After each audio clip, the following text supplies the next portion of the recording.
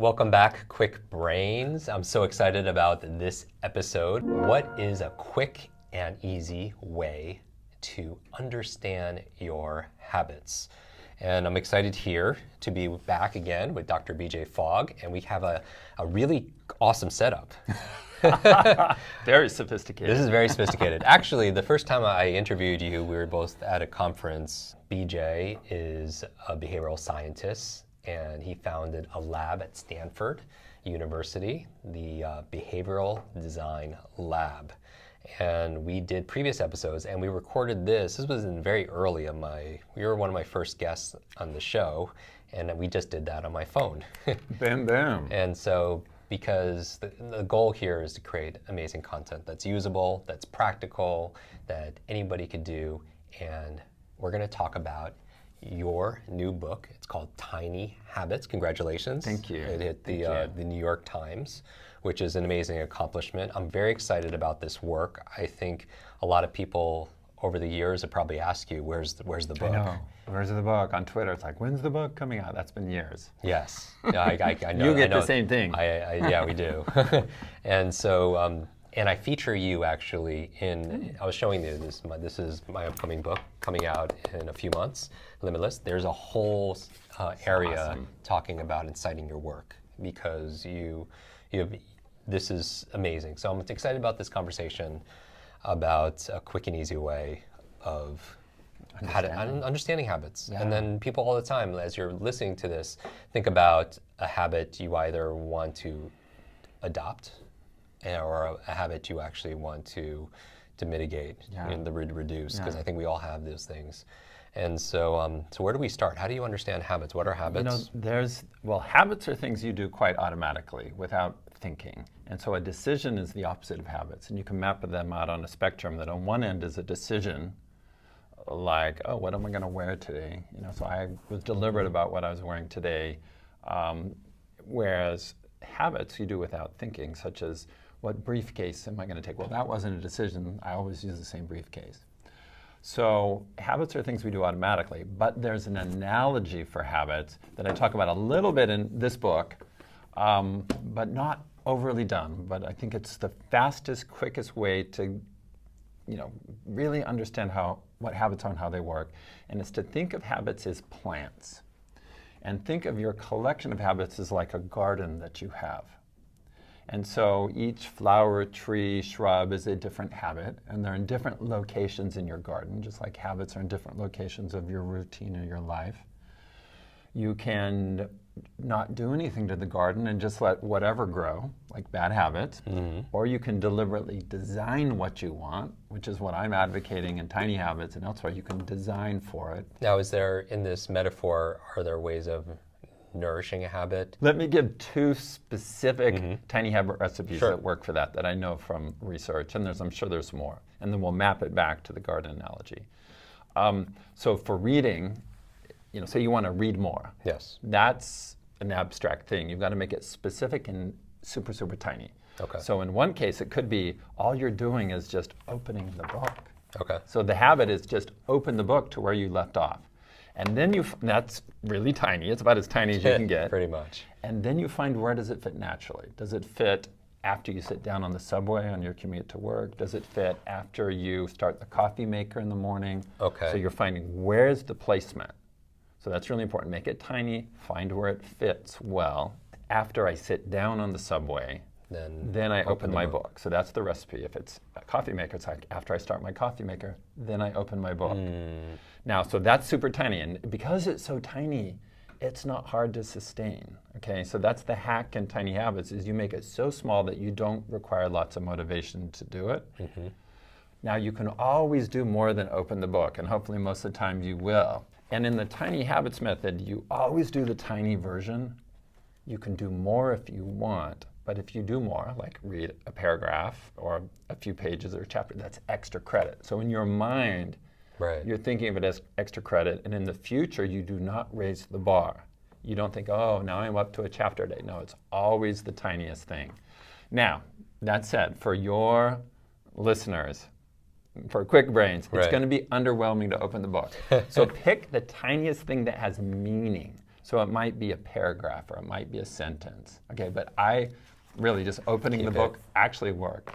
The other approach that has worked, I haven't done this because I don't drive in a commute, but people who commute, is after I click my seatbelt, I will turn on the audiobook player. Got it. So it's so tiny, you just turn it on. But you know where it fits. After I click my seatbelt, you turn on the audiobook player. Mm-hmm. In fact, there's a story in the book about a woman named Brittany. You might have met Brittany mm-hmm. before, Linda's daughter, where she was getting through 8 books a month.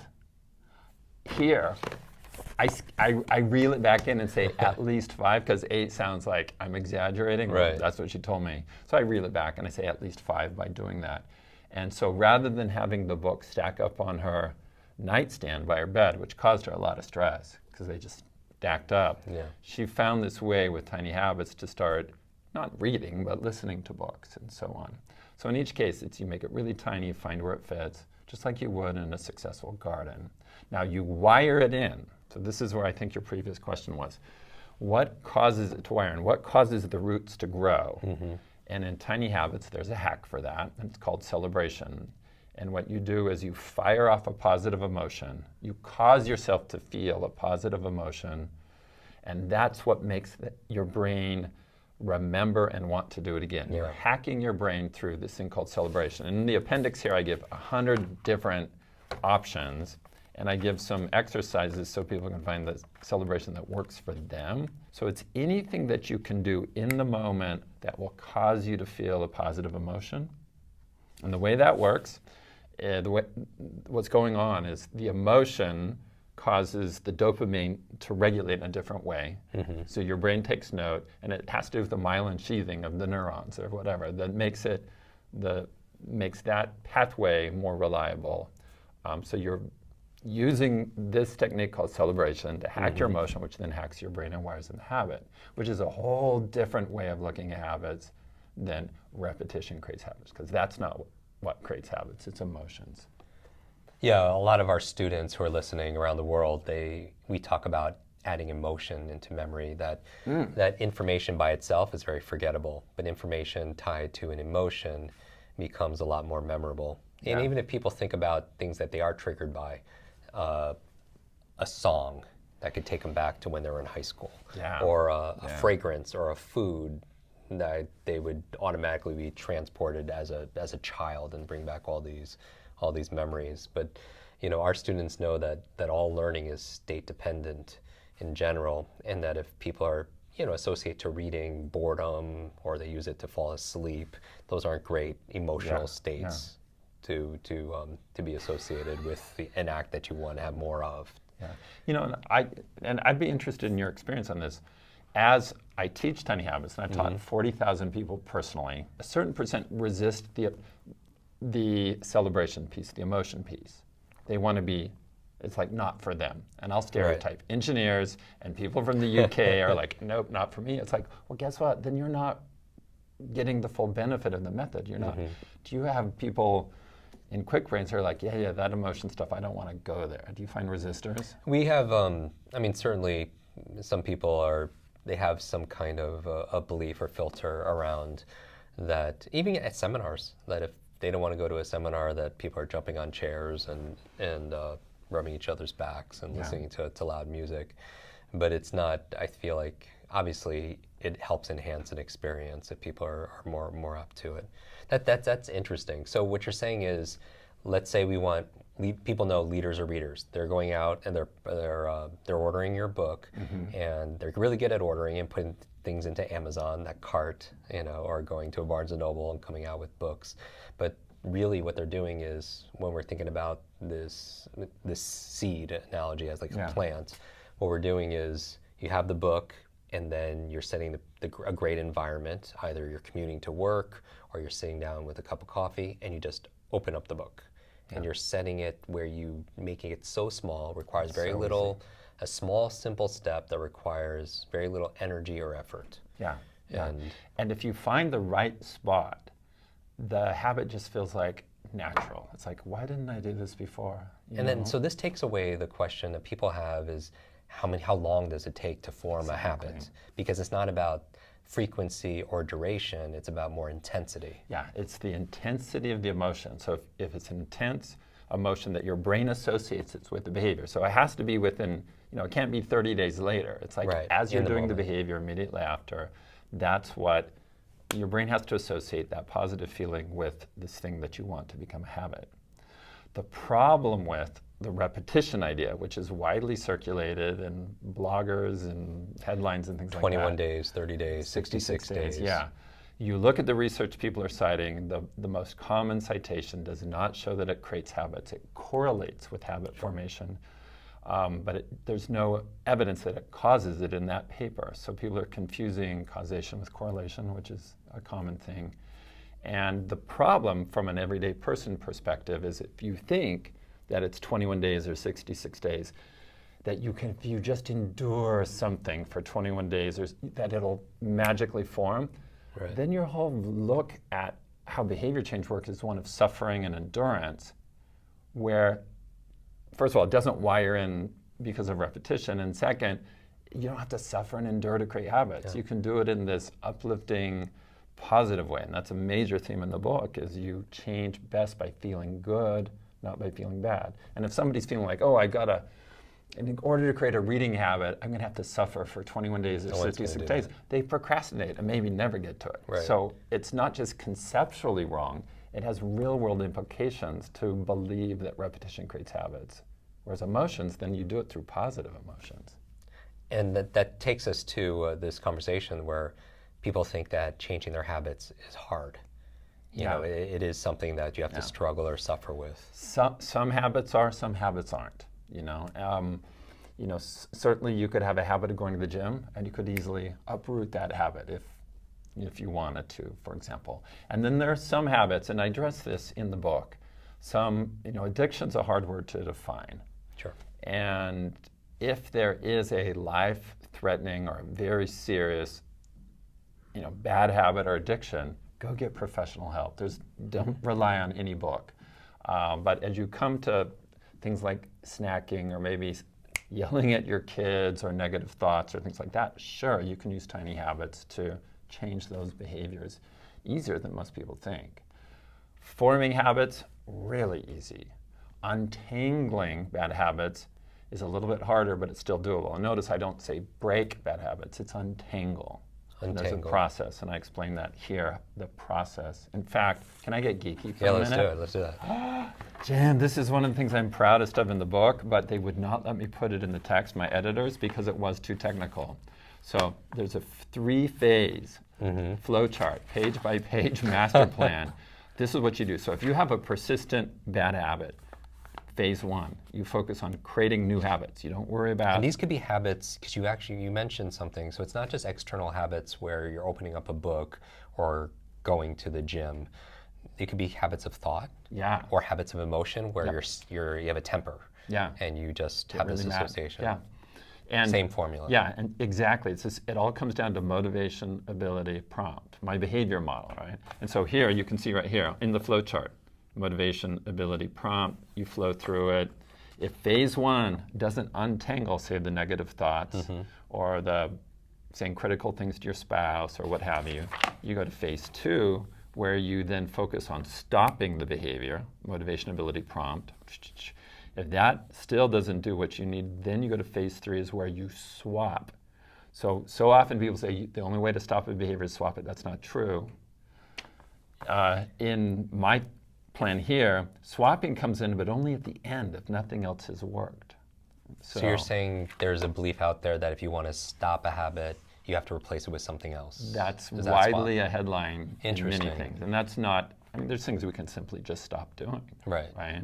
What do you recommend right now for people, because we're going to continue this conversation and we're going to do another episode. Where do you recommend people start? Based on this conversation here, what's one thing they could do outside of getting the book? There's a free 5-day program, the one I've offered since 2011. Go sign up for that, it's free. And it gives you an appetizer to this, and it works. And certainly the book is, it's so much of my work pulled together finally in one place. the book's a great way to go. There's some other videos, but those are probably the steps. If you don't want to spend anything, just go sign up for a 5-day program. Yay, and you'll learn from that. And then if you do want to buy the book, buy the book. And you know, I'm just really happy it's pulled together, and I'm just getting such good feedback from people who did Tiny Habits like years ago. There's people that did it in 2012 and 13. They're like, I just saw your book, and oh, by the way, I didn't tell you, but your work transformed my life. We even have, it's come up on past episodes, even our Ramit Sethi, he came on to talk about financial learning and such, and he's always referencing your work also as well. Yeah, Ramit's awesome. So I, and I think the takeaway, besides doing Tiny Habits and the book and so on, yes, do those things, is guess what? You can change your habits easier than you think. And now there's a process that's a system. You don't have to guess at any point. I mean, I'm big on systems. So there's a systematic way, step by step, that's really reliable, and it's fun. I mean, at least I think it's fun, and other people say it's at least pleasant. It's uplifting. For sure. It's not like beating yourself up. It's the opposite of that. I love that. I challenge everybody right now to take a screenshot of this episode, whether it's a video or you're listening to it on audio, and tag us both on this on social media at Jim Kwik, KWIK, and you're on Instagram. Finally. Even though my student was the co-founder, and I started in 2010, I stopped because it's like I'm a private person, but now I'm getting back on board. Good. And so tag us both there. We'll have all the links always at jimkwik.com/notes. And what do you want people to share when they post? Maybe they're like an aha they had it from this conversation, or maybe a tiny habit they want to... I think, this book is in some ways an intervention to help people feel good and learn to feel good and use those feelings to change. So anything about your positive emotions or how it's affected you to feel good rather than bad. And we need that now more than ever. More of those stories. As always, I'll repost some of my favorites, so make sure you tag us both in there.